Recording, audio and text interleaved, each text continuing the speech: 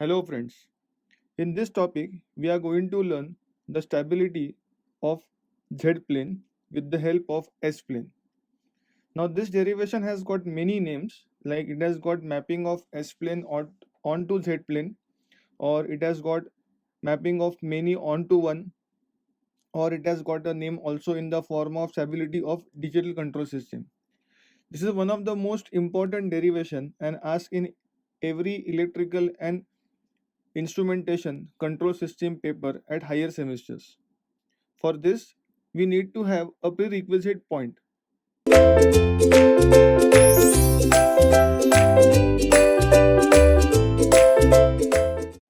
Now, let us consider our S-plane. S-plane, the stability of S-plane is as follows. This is my j omega axis. This is my sigma axis. The left half of the S-plane is said to be perfectly stable.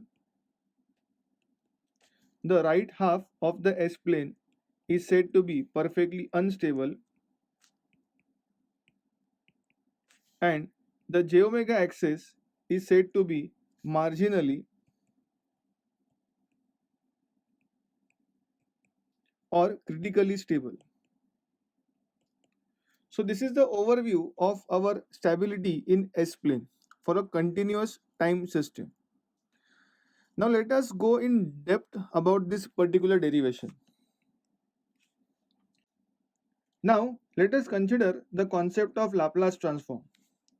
Let us say if x of t has got a Laplace transform as x of s, then x of s is equal to integration from minus to plus infinity x of t into e raised to minus s into t into dt. Now this is a generalized expression of a Laplace transform. Now what is the meaning of Z transform? Z transform says that if x of n has a Z transform called as x of z, then x of z is equal to summation of x of n for n tending from minus to plus infinity into z raised to minus n. So this is the Z transform formula. Now let us name this as expression number A and this as expression number B. What are the most important points as far as these formulas are concerned? The points are Laplace transform is applicable for CTS, that is continuous time system, and Z transform is applicable for DTS, that is discrete time system. Now how can you convert a CTS into DTS? This we have learned in our previous sessions of digital control system. A short recovery of that. Suppose I am having a x of t as a continuous time system, and if I want to convert this into x of n, which means that I am having a CTS signal, I want to convert into a DTS signal. Then what will I do? I'll use a sampler in between. This is called as a sampler. Now what does a sampler do? A sampler converts a continuous time signal t into small n into capital T. Now what are these nomenclatures? This t indicates CT period, continuous time period. This n indicates sample number, and this t indicates sampling time interval.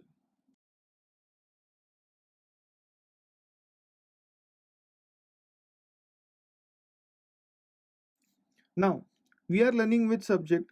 Digital control system.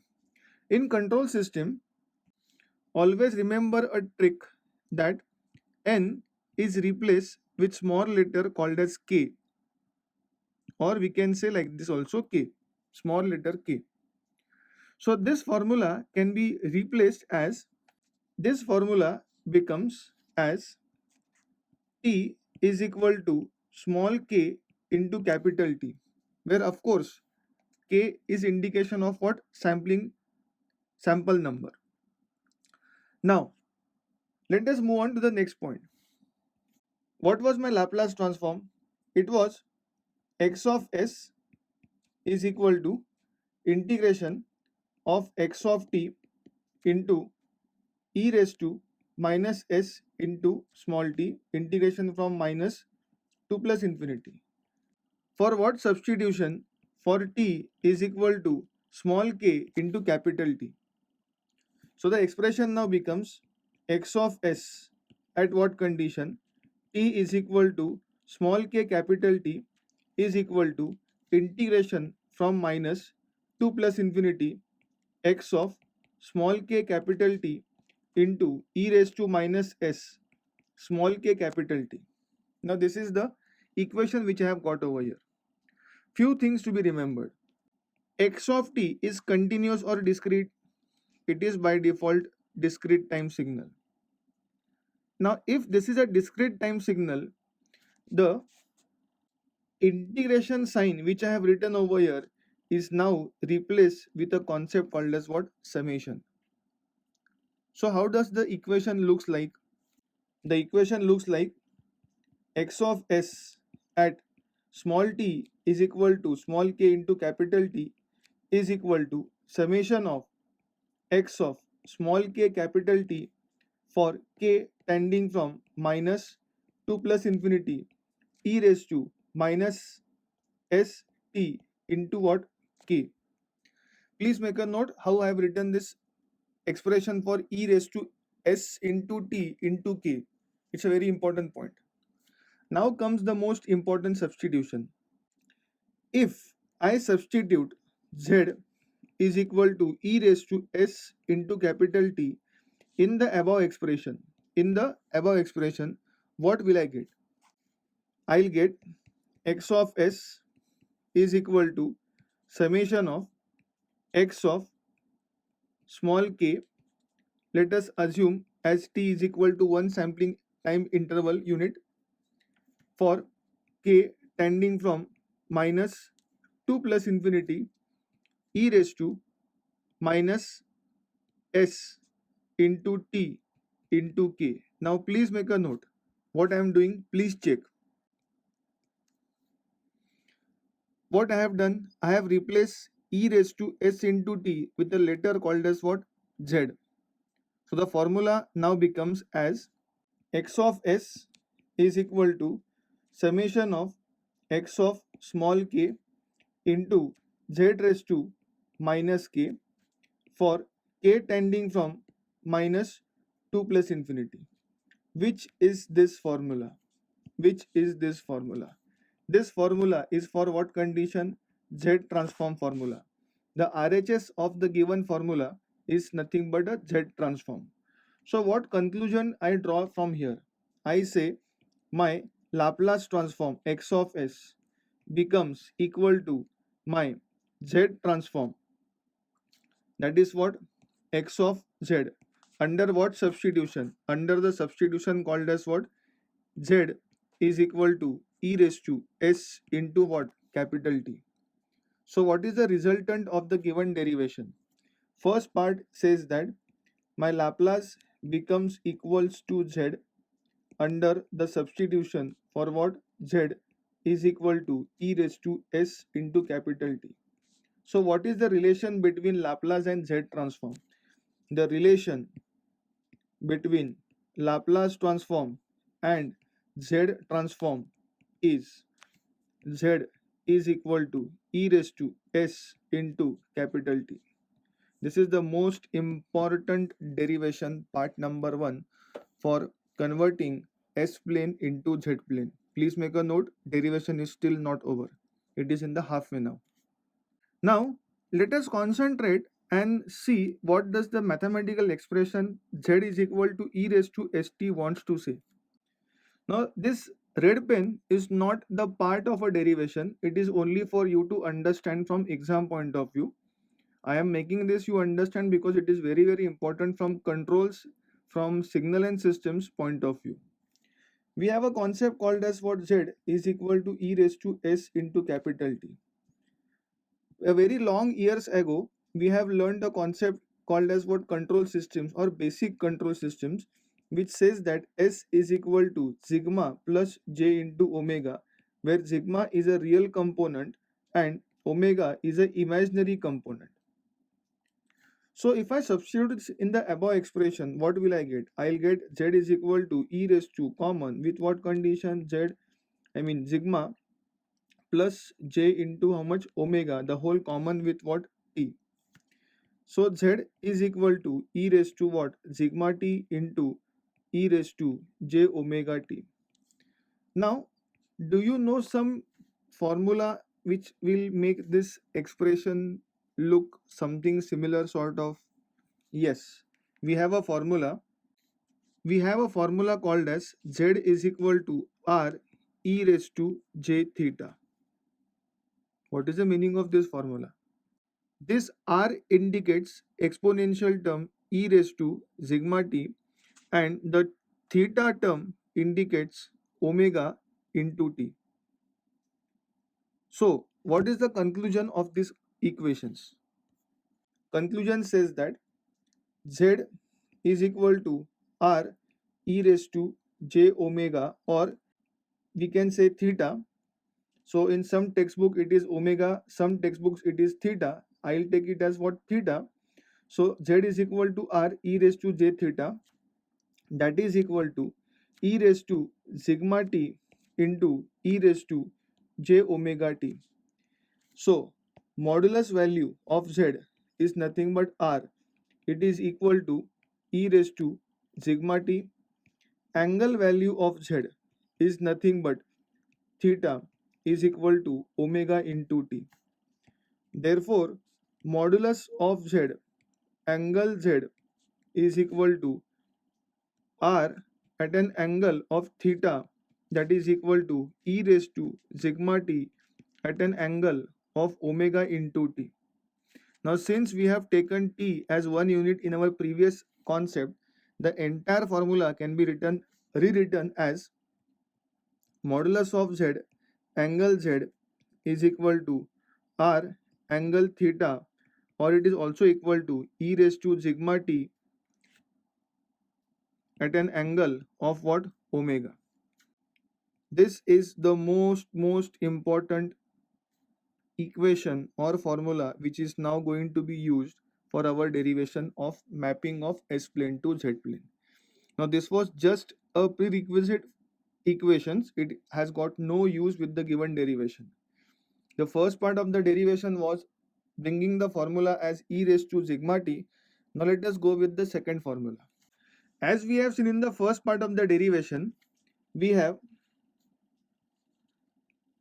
sigma j omega plane, that is called as which plane? S plane. The RHS part is completely called as what? Stable.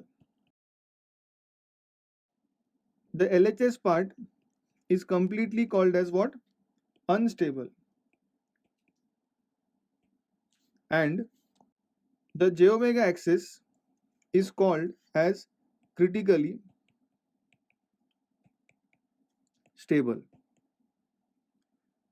Now instead of using this entire S plane, what am I going to do? I am going to use few sections or few part of the S plane as given here.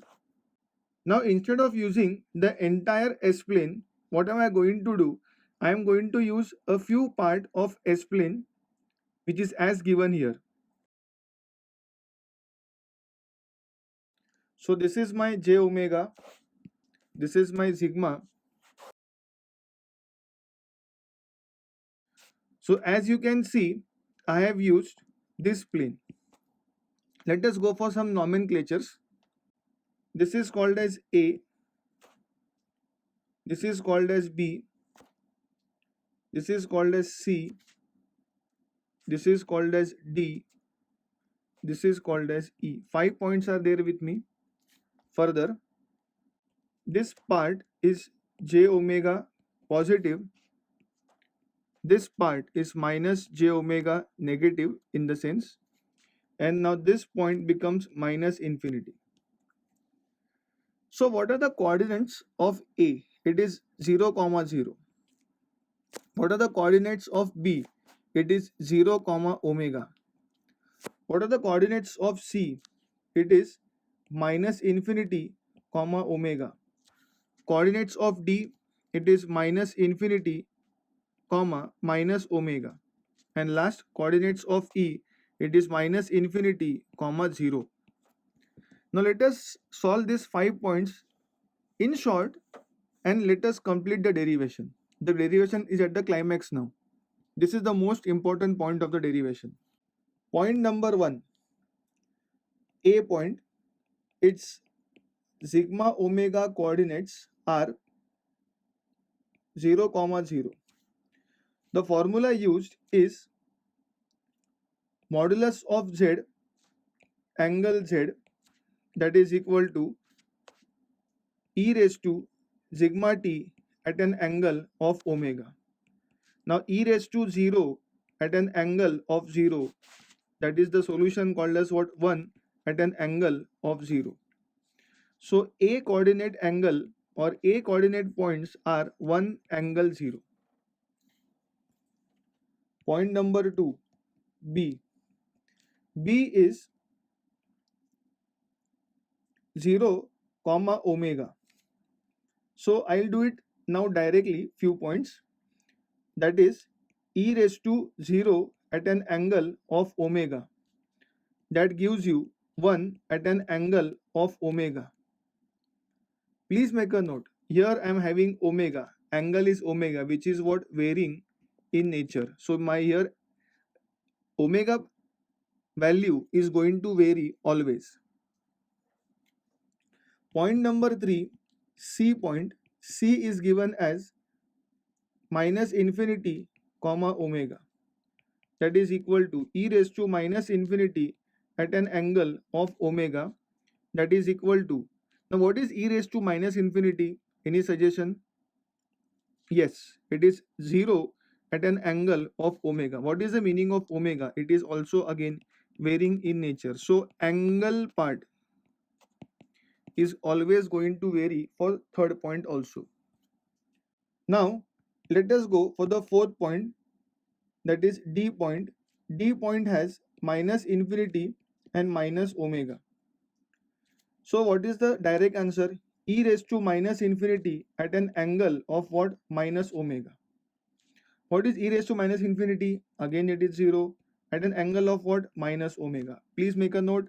When I say angle is minus omega, what does it mean? It means that angle is varying, but it's negative. Now let us go for the last point, that is fifth point, E point. For E point, the coordinates are 0, comma minus omega. So it becomes e raised to 0 at an angle of what? Minus omega. What is e raised to 0? 1. What is angle? It is minus omega. So e value is again what value? 1 at an angle of what? Minus omega. Now let us try to map all these 5 points over here. Let us start with the quick review of all the points. Point number A was having 1 angle 0. Point number B is having 1 at an angle of omega.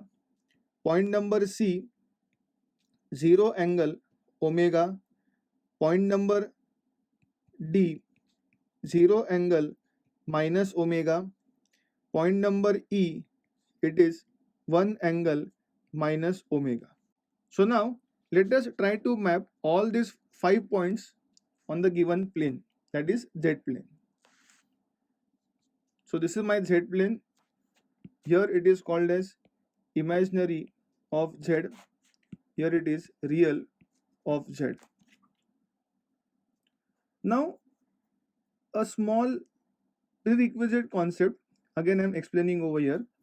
When I say R angle theta or R e raised to j theta, what is the exact meaning of this R, or what is the exact meaning of this R? This is called as radius of a given circle, and this theta or this theta, they are called as angles. This we have learned in mathematics. So first point, A at an angle of 0, matlab A is equal to 1 at an angle of 0. So radius is 1 at an angle of 0. Let us go for B part now.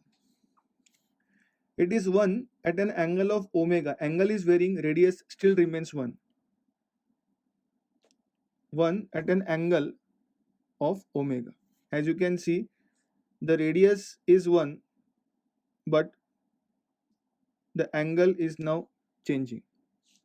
So this point is called as 1 at an angle of omega. The third point, that is C point, is 0 angle omega. 0 indicates from this point it is going towards the 0 part. So this is 0 at an angle of omega. D point, 0 angle minus omega. Radius is 0, but angle has now become negative. Please see, it is 0 angle minus omega. And last point, that is E, it becomes 1, again radius 1 at an angle of omega, or we can say minus omega, which is in the negative part. So this point becomes 1 at an angle of minus omega. Now, if we merge this section, I am going to get a complete circle of radius is how much? Unity, as shown here. So this is my z plane, j omega and sigma. This is my circle of radius 1 unit. This is 1, this is minus 1. Now what is the meaning of this point? The entire LHS, as we have seen, the entire LHS as we have seen is now mapped inside the circle. Entire LHS is mapped inside the circle, which means that if modulus of Z is less than 1, the system is said to be what? Stable. Further, the entire RHS of S-plane is mapped outside the circle. The entire RHS of the S-plane is mapped outside the circle, which means that if modulus of Z is greater than 1, it is said to be what? Unstable. It is said to be what? Unstable. The imaginary axis of S-plane is mapped on the circumference of the circle, which means that if modulus of Z is equal to 1, it is said to be critically or marginally stable. So this completes the proof for mapping of S-plane to Z-plane. A quick review of what we have done here itself.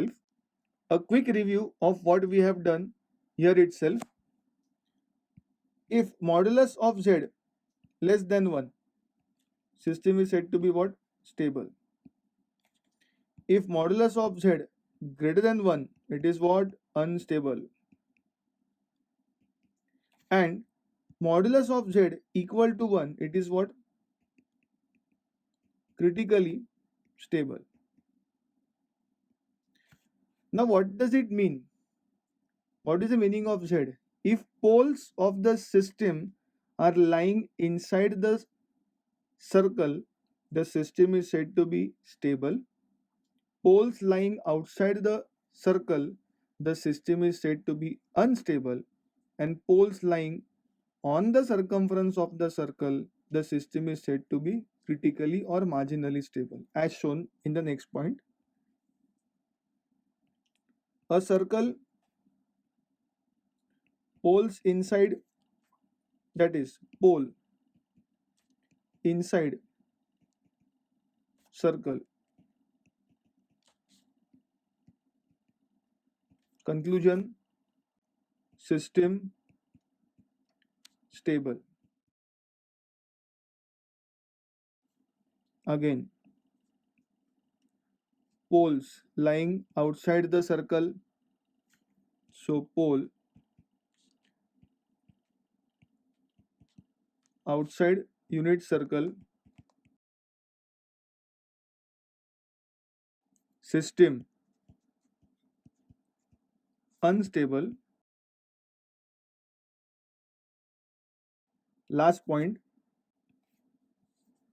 poles lying on the circumference of the circle, poles on circumference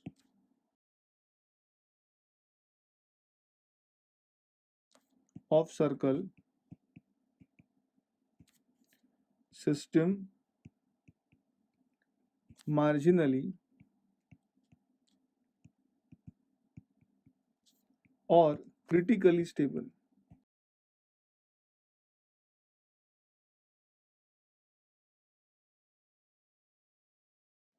So this completes the entire proof for mapping of S-plane onto Z-plane. This is one of the toughest proof as far as digital control system is concerned. Please go through this proof again and again and make this proof summary very important from our exam point of view. I just repeat the summary. Poles inside the circle, system is what? Stable. Pole outside the circle, system is what? Unstable. Pole lying on the circumference of the circle, system is what? Critically or marginally stable. Correct. Now suppose we have got one pole inside and one pole outside, or I'll give you a simple example. Out of 100 poles, if 99 poles are inside the circle and one pole is outside the circle, what could be the answer? Is it stable or unstable? 99% of the students may say, sir, it's a stable because 99 poles are inside the circle. लेकिन मुझे आप एक बात बताइए, आपके पास 5 subject है, 5 subject में अगर आप 4 सब्जेक्ट में 90 90 90 लाते हो और एक सब्जेक्ट में अगर आप फेल होते हो, तो आपको आउटपुट में क्या मिलता है? फेल ही मिलता है, पास नहीं मिलता है. उसी तरह से 1000 पोल होने दो, जिसमें से 999 पोल्स इनसाइड द सर्कल और एक पोल आउटसाइड द सर्कल भी होने दो, the system by default is going to be what? Unstable. Please make this note very much careful. Okay. Also, I have given some homework problems in the PDF. Please go through that problems and try to identify which of the following transfer function is for stable system and which is for unstable system. So this ends the part of derivation. Thank you